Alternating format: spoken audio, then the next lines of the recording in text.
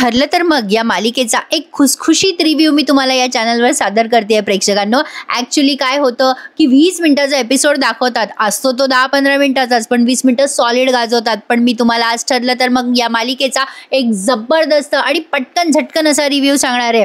ज्यांना फापट रिव्ह्यू ऐकायचा कंटाळा येतो ना, त्यांच्यासाठी हा रिव्ह्यू आहे खास। तर बघा, सुरुवातीला त्यांनी दाखवलंय की कोर्टामध्ये जज आलेत आणि त्या सरकारी वकिलांनी युक्तिवाद केलाय की मधुकर पाटलांनीच अगदी व्यवस्थित सुनियोजन करून 2 खून केलेत। त्यावर अर्जुनचं डोकं भनकलं आणि तिथे त्याने सिद्ध केलं की तो सांगाडा सापडलाय आश्रमामध्ये आणि तो सांगाडा बऱ्याच दिवसाचा आहे आणि तेव्हा मधुभाऊ होते जेलमध्ये, त्यामुळे त्यांनी खून करण्याचा प्रश्नच येत नाही। कोर्टात बसलेला प्रत्येक व्यक्ती अगदी व्यवस्थित लक्ष देऊन बघतोय पुढे काय होणार, कसं होणार। इकडे मैपतचा तो पाळलेला गुंड पिंट्या, आता तो तिथे आलाय आणि तिथे पोलिसांनी काही वेळ घेतलाय सगळं मॅनेज करायला, त्यामुळे आता तो तिथे बसतो। पण मैपतने पाठवलेलं लव्ह लेटर तो वाचतो। बसल्या बसल्या त्याच्या लक्षात येतं की आता आपली सुट्टी होणार कायमची, आणि त्यात लिहिलेलं असतं की तू जर खुनाचा आळ स्वतःवर घेतला नाही तर तुला मी वरती पोहोचवणार। पिंट्या घाबरला, पिंट्या टेन्शन मध्ये, आता काय करायचं, कसं करायचं। अरे बेटा, इकडे आड आणि तिकडे वीर, काय करणार आता पिंट्या, हे फार मोठं गौडबंग आलंय आता, त्यासाठी आपल्याला उद्याच्या भागाची वाट बघावी लागणार आहे,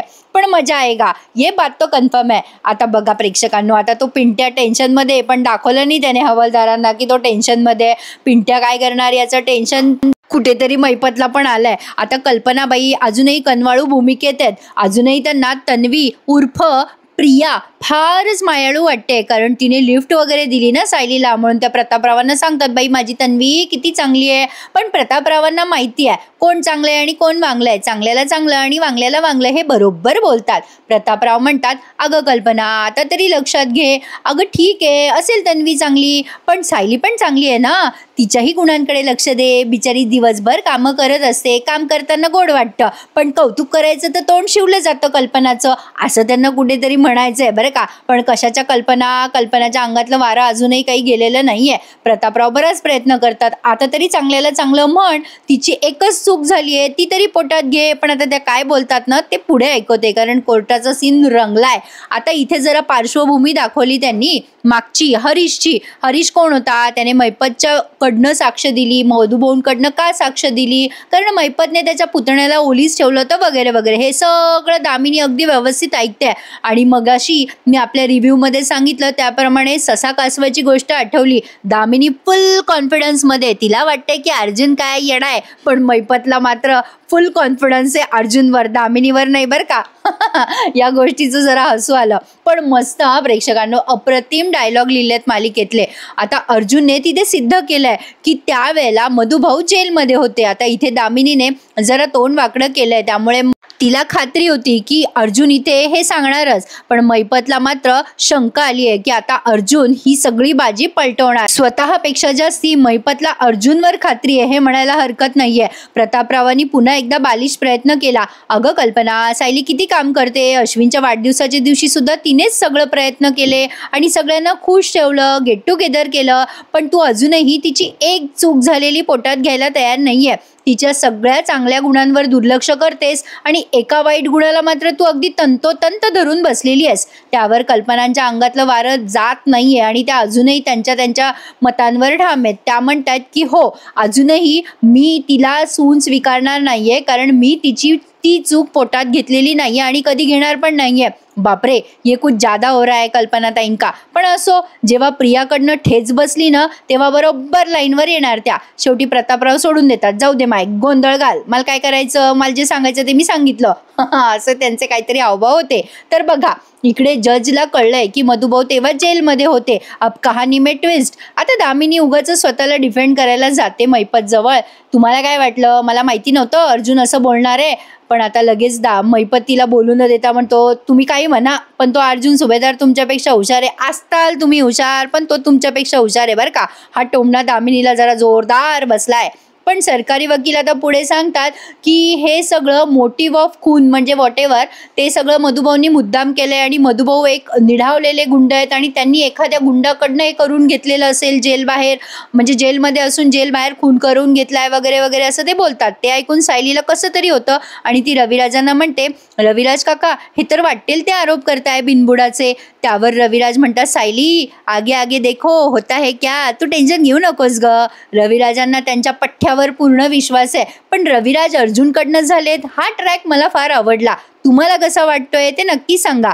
आता ते वकील जेव्हा सांगतात की मधुभाऊनी हा खून मुद्दाम केलाय आणि एक निढावलेला गुंड हे काहीही करू शकतो, जिथे एक खून करू शकतो तिथे आणखीन 2 खून करणं त्याला काय महागे, हे सगळं तुम्हाला कोर्टात सिद्ध करावं लागेल. अर्जुनला हरीशची चिठ्ठी कोर्टात सादर करायची आहे, पण अजून तो फॉरेन्सिक रिपोर्ट आलेला नाहीये. त्यामुळे तो जरा टेन्शनमध्ये असतो आणि सारखा चैतन्यकडे वळून वळून बघत असतो. चैतन्य सुद्धा सारखा फोनवर मेसेजेस करत असतो आणि फॉरेन्सिक रिपोर्ट का आला नाही या सगळ्याचं म्हणजे ते पाठपुरावा घेतात आणि रविराजांच्या वशिलाने तो फॉरेन्सिक रिपोर्ट आला बरं का.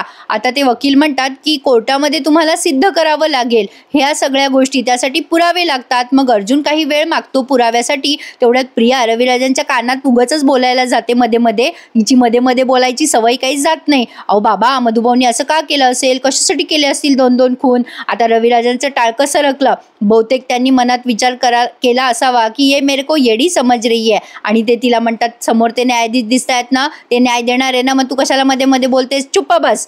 आणि इथे प्रियाचा पचका होतो. त्यामुळे तिला आता पुढे बोलायला चान्सच राहिलेला नाहीये. अर्जुन आता सरकारी वकिलांना सांगतो की मला काही वेळ हवाय आणि कोर्टाला सुद्धा सांगतो, न्यायाधीशांकडे काही मिनटं मागतो. पण आता ते कोर्ट मात्र त्या गोष्टीसाठी नकार देत असतं की ऑलरेडी बराच वेळ गेलाय, पण आता वेळ मिळणार नाही. मग तेवढ्यात धमाका झाला आणि तो फॉरेन्सिक रिपोर्ट आला आणि आता जजने तो निर्णय हातात म्हणजे तो रिपोर्ट हातात घेतलाय आणि आता ते पुढे वाचणार. तेवढ्यात या प्रियाला टेन्शन आलेलं दाखवलंय आणि दामिनीला त्यापेक्षा दुप्पट टेन्शन आलंय की हे कसं काय झालं, अचानक हे रिपोर्ट आले तरी कुठून. आता या सगळ्या गोष्टी सिद्ध कराव्या लागतात, कारण हरीशने ती चिठ्ठी लिहिली आहे. हे सगळं फॉरेन्सिक रिपोर्टद्वारे त्यांना सिद्ध करावं लागेल. ते हँडरायटिंग मॅच करतात वगैरे वगैरे. आता अर्जुनने तिथे सांगितलंय की मी इथे तुम्हाला अर्ज केलाय माय लॉर्ड आणि त्यामध्ये मी तुम्हाला 2 पुरावे सादर करणार आहे. त्यामध्ये एक साक्षीदार असणार, दुसरा पुरावा म्हणजे हरीश काकाने लिहिलेली चिठ्ठी.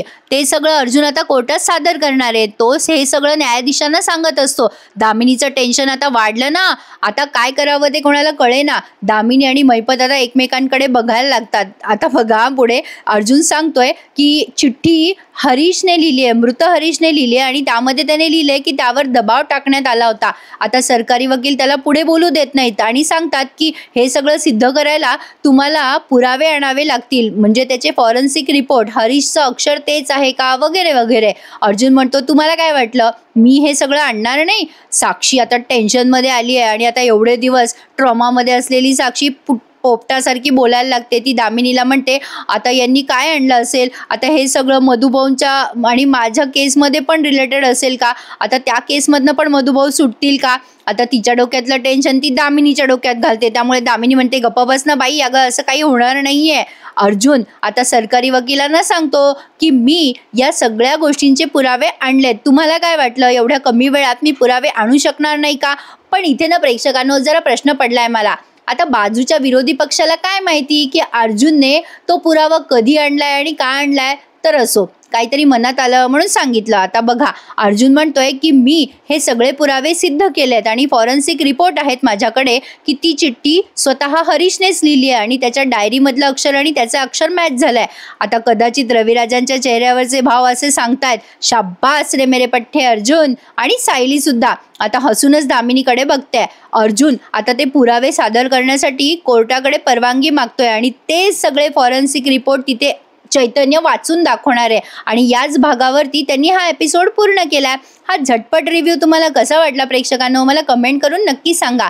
आता उद्याच्या भागात अर्जुन सिद्ध करणार आहे की हा पिंट्याच होता मैपतच्या बिल्डिंगवरनं मेसेज करणारा. पण आता पिंट्या ऐन वेळेवर पलटी खाईल का काय प्रेक्षकांनो, या गोष्टीचं टेन्शन मला आता आलंय. तुम्ही मला कमेंट करून सांगा की या बाबतीत तुम्हाला काय वाटतंय. तर असा होता आजचा थोडक्यात ठरलं तर मग या मालिकेचा रिव्ह्यू. कसा वाटला मला कमेंट करून सांगा. डिटेलमध्ये रिव्ह्यू तुम्हाला दुसऱ्या चॅनलवर ऐकायला मिळेलच, पण हा रिव्ह्यू कसा वाटला मला सांगा.